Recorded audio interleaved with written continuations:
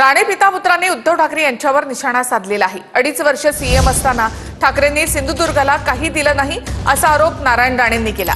ठाकरे कोकणामध्ये कोंबडी वडे आणि मासे खायला येतात अशी टीका राणेंनी केली।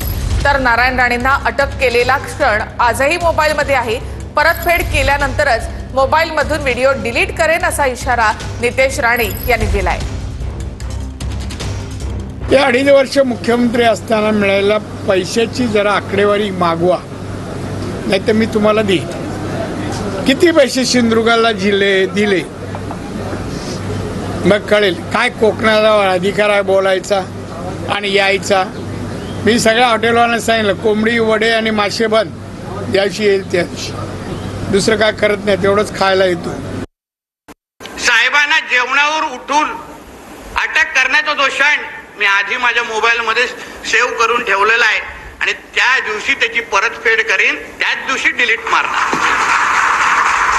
सगळ्याचा हिशोब होणार, कारण राणे साहेबांना ज्यांनी त्रास दिला ते कुठेही सुटत नाहीत, एवढं विश्वासाने मी आपल्याला या निमित्ताने